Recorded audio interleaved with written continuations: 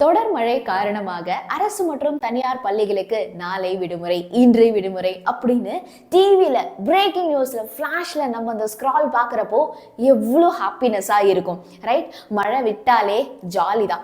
அதுல ஒரு சில க்ரௌட் வந்து பாத்தீங்க அப்படின்னா, அப்பாடா அன்னியோட ஸ்கூல் டெஸ்ட்லேருந்து தப்பிச்சிட்டோம், ஹோம்ஒர்க்லேருந்து தப்பிச்சிட்டோம் அப்படின்னு ஹாப்பியா இருப்பீங்க.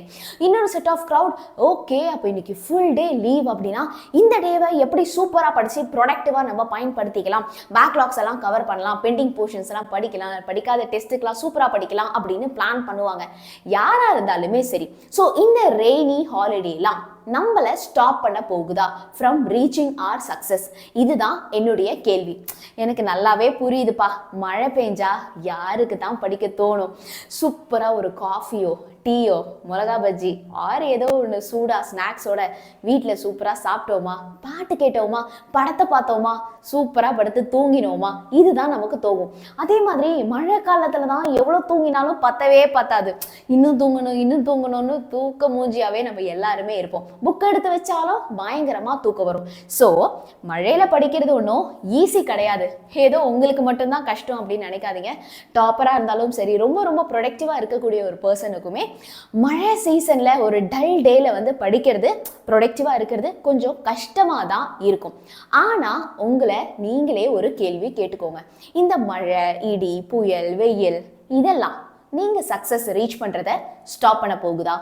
எஸ், நீங்க உங்களுடைய கோலை அச்சீவ் பண்றதுலேருந்து ஆஃப்டர் ஆல் ஒரு மழை வந்து ஸ்டாப் பண்ணிடுமா, உங்களை ஸ்லோ டவுன் பண்ணிடுமா? பண்ணவே கூடாது. ஓகே, மழை பெய்யுது, அது இது இது அதுன்னு நம்மளை சுற்றி காரணங்கள் 1000 இருக்கு. ஆனால் நீங்கள் அந்த காரணத்தை தேடி போறீங்களா, இல்லை அதெல்லாம் பிரேக் பண்ணி உங்களுடைய சக்ஸஸ் ஜேர்னியை நோக்கி போறீங்களா? ரைட்? ஸோ அதை கண்டிப்பாக எனக்கு கமெண்ட்ல சொல்லுங்க. Nothing will stop you. Okay, so நான் என்னுடைய சக்ஸஸ்க்காக கண்டிப்பாக என்னுடைய ஃபுல் எஃபர்ட் போட ரெடி அப்படின்னு நீ மனசார முடிவெடுத்து உழைப்பு போட ஸ்டார்ட் பண்ணிட்டா, இந்த எந்த ஒரு இயற்கை சீற்றமோ இல்லை எதுவோ ஒன்றை வந்து ஸ்டாப் பண்ண கூடாது. ஓகே, ஸோ அது வந்து உங்களை ஃப்ரெண்ட்ஸ் சீட் பண்ணுறதா இருக்கலாம், இல்லை ஒரு மழை பெய்யறதா இருக்கலாம், ஆர் யூ ஃபாலிங் சிக்காக இருக்கலாம், என்னவா வேணா இருக்கலாம். ஆனால் எதுவுமே உன்னை ஸ்லோ டவுனோ ஸ்டாப்போ பண்ணவே கூடாது. ஸோ எல்லாருமே nothing is going to stop you, stop me அப்படின்னு கண்டிப்பாக கமெண்ட் பண்ணுங்க. அப்போதான் அந்த ஒரு டல் டேலையுமே படிக்கிறதுக்கான மோட்டிவேஷன் அது உனக்கே தானாகவே வந்து வரப்போகுது. எப்பெல்லாம் வேணாம் அப்படின்னு தோணுதோ அப்போ நீயே யோசிச்சுக்கோ, இது வந்து என்னை ஸ்டாப் பண்ணிடுமா அப்படி யோசிச்சுக்கோ.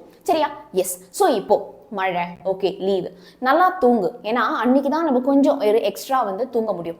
ஸோ ஒரு 9:30 10 வரைக்கும் தூங்குங்க. எப்பயும் டெய்லி வந்து ஸ்கூலுக்கு நம்ம 7 6:30க்கெலாம் கிளம்ப ஆரம்பிச்சிருவோம் இல்லையா? ஸோ அன்னைக்கு எக்ஸ்ட்ரா ஒரு 2-3 ஹவர்ஸ் கூட தூங்கிக்கலாம். So you sleep till 10 o'clock. Okay, 10 o'clock வரைக்கும் சூப்பராக படுத்து தூங்கிடு. காலையில் ஒரு 3 hours தான் நம்ம படிக்க போகிறோம். அதுக்கப்புறம் மத்தியானத்துக்கு மேலே ஒரு 6 hours படிக்க போகிறோம். ஓகே, ஸோ 3 + 6 9 hours நம்ம என்டையராக படிக்க போகிறோம். ஆனால் இந்த 9 hoursல ப்ரொடக்டிவாக வெறும் ஒரு 6 hours ஆர் 7 hours நம்ம படித்தாலே well and good, super easy. Okay, so அதை எப்படி நம்ம கரெக்டாக படிக்க போகிறோம் அப்படின்னு நான் இப்போ பார்க்க போகிறோம். ஓகே, ஸோ 10 o'clock வரைக்கும் பொறுமையாக தூங்குங்க. எழுந்து பிரேக்ஃபாஸ்ட் சாப்பிட்டு 10:30க்கு படிக்க உட்காந்துரு. சரியா? ஷார்ப் 10:30க்கு படிக்க உட்காந்துருங்க. அதுக்கு மேலே நோ மோர் எக்ஸ்கியூசஸ். ஓகே, ஒரு 20 minutes நம்ம படிப்போம். அதுக்கப்புறம் we'll take a குட்டி பிரேக். ஓகே, ஸோ ஒரு குட்டி பிரேக் எடுத்துப்போம். அந்த பிரேக்கில் என்ன பிடிச்சிருக்கோ பண்ணுங்க. ஒரு 5 நிமிஷம் தான் பிரேக் எடுக்கணும், ரொம்ப நேரம் கிடையாது. அஃப்கோர்ஸ் அந்த பிரேக்கில் நீங்கள் சோஷியல் மீடியா பார்க்காதீங்க. நம்மளோட முதல் எதிரி அவனாக தான் இருக்கணும். ஓகே, ஒரு காஃபி குடிக்கிறதா, டீ குடிக்கிறதா, அந்த மாதிரி ஏதோ ஒரு குட்டி பிரேக் எடுத்துக்கோங்க. தண்ணி குடிக்க மறந்துடாதீங்க. அதுக்கப்புறம் ஒரு 20 minutes நீங்கள் படிக்க போகிறீங்க. ஸோ இந்த 20 + 20 40 minutes படிச்சிட்டீங்க இல்லையா? அதுக்கப்புறம் தான் த ரியல் செலிப்ரேஷனே இருக்குது, which is reward your self. Okay, so இந்த ஒரு டல் டேலையும் நம்ம படிக்கணும்னு முடிவெடுத்து நம்ம பிரெயின் கோஆப்ரேட் பண்ணி படிக்குது இல்லையா? அப்போ வந்து பிரெயின் கேட்கறத கொடுத்துருங்க. பெரிய சாக்ரிஃபைஸ்லாம் ஒன்றும் பண்ண வேண்டாம். இன்னைக்கு ஃபுல் டே கன்சிஸ்டன்ஸாக 10 மணி நேரம் படிக்க போகிறேன், அதெல்லாம் வேணாம். என்ன பண்ணுங்க, கொஞ்சமாக காஃபியோ இல்லை கொஞ்சமாக உங்களுக்கு பிடிச்ச ஏதோ ஒரு ஜூஸோ something whatever you like. Okay, or any snacks நீங்கள் சாப்பிட்லாம். இல்லை ஒரு குட்டி தூக்கம், 5 நிமிஷம் தான் நான் ஜஸ்ட் கண்ணை மூடி படுக்க போகிறேன், 10 நிமிஷம் தான் படுக்க போகிறேன்னா டிசிப்ளின்டா. ஏன்னா இது உன்னுடைய ஜேர்னி, நீ தான் ட்ராவல் பண்ணி ஆகணும். உனக்காக யாரும் போயிட்டு ஹார்ட் ஒர்க் பண்ண முடியாது. பிகாஸ் இது உன்னுடைய சக்ஸஸ். ஓகே, ஸோ கண்டிப்பாக ரிவார்ட் யுவர் செல்ஃப். அப்போ தான் அடுத்த சைக்கிளுக்கு நம்ம பிரெயினும் வந்து ரெடியாக இருக்கும். ஒரு டு டூ லிஸ்ட் போட்டுரு. ஃபோன்லலாம் வந்து ரிமைண்டர்லாம் செட் பண்ணாத. Okay, so take a note. ஒரு நோட் எடுத்துக்கோ. அந்த நோட்டில் வந்து என்னெல்லாம் ஒர்க் இருக்கோ வரிசையாக எழுது. ஃபஸ்ட்டு 20 மினிட்ஸில் என்ன படிக்க போகிற, அடுத்த 20 மினிட்ஸ் என்ன படிக்க போகிற, அடுத்த 20 மினிட்ஸ் என்ன படிக்க போகிற அப்படின்னு டைம் போட்டு காலையிலே அதை வந்து எழுதி வச்சிரு. லீவுன்னு நீ மெசேஜ் ஆர் நம்ம நியூஸில் பார்த்த அடுத்த செகண்ட் அந்த 20 மினிட்ஸில் நம்ம என்னென்ன படிக்க போகிறோம் அப்படிங்கிறத எழுதிடுங்க.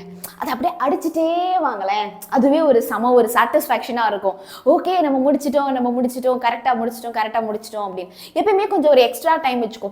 ஒரு ஏதோ ஒன்று படிக்கிறதுக்கு உனக்கு 10 நிமிஷம் ஆகுதுன்னா ஒரு 15 நிமிஷம் டைம் வச்சுக்கோ. ½ an hour ஆகுது அப்படின்னா ஒரு 35 மினிட்ஸ் அந்த மாதிரி ஒரு 5 மினிட்ஸ் எக்ஸ்ட்ரா டைமே அலோகேட் பண்ணிக்கோங்க. ஸோ தட் நமக்கு கொஞ்சம் டிலே ஆனால் கூட நம்ம கம்ப்ளீட் பண்ணிடுவோம் அதை without any break. Okay, so இல்லை அதையும் தாண்டி எனக்கு படிக்கிறதுக்கு சுத்தமாக எனக்கு மூடே வரல அப்படின்னா வேதாந்து 11th and 12th, அதாவது நீங்கள் இப்போ இந்த வீடியோ பார்த்துட்டு இருக்கிற சேனலில் எல்லா வீடியோஸுமே ரெக்கார்ட் பண்ணி லைவ் கிளாஸ், ரெக்கார்டட் கிளாஸ் எல்லாமே இருக்குது. சரியா? ஸோ ரொம்ப போர் அடிச்சா என்ன பண்ணலாம்? நீங்கள் ஒரு அடிக்காட்டி கூட நம்ம சேனலை ஓப்பன் பண்ணி அதில் நீங்கள் என்ன படிக்கணும்னு நினைக்கிறீங்களோ அந்த வீடியோவை ஓப்பன் பண்ணி பாருங்கள். எங்கள் கூடவே சேர்ந்து படிக்க ஆரம்பிச்சிருங்க. ஸோ ஒரு இனிஷியல் புஷ். ஓகே, ஸோ ஒரு இனிஷியலாக வந்து எப்படி சொல்கிறது, ஒரு மோட்டிவேஷனுக்கு கண்டிப்பாக நீங்கள் எங்கள் கூட சேர்ந்து கொஞ்சம் படிக்க ஸ்டார்ட் பண்ணுங்கள்.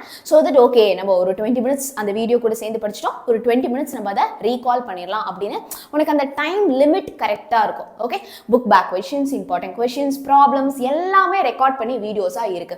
ஸோ தனியாக படிக்கிறதுக்கு நமக்கு ஒரு டிசிப்ளின் இல்லைன்னா என்ன பண்ணணும்? எங்கள் கூட சேர்ந்து படிங்க. ஃப்ரெண்ட்ஸ் கூட நம்ம சேர்ந்து படிக்கிறது குட்டாகவும் போகலாம், பேடாகவும் போகலாம். நம்ம சம்டைம்ஸ் டிஸ்ட்ராக்ட் ஆகி அப்படியே வெளில போயிடலாம். இல்லை ஒரு நல்ல ஃப்ரெண்டு கிடைச்சாங்கன்னா சூப்பராக அவங்க கூட சேர்ந்து படித்து ப்ரொடக்டிவாகவும் இருக்கலாம்.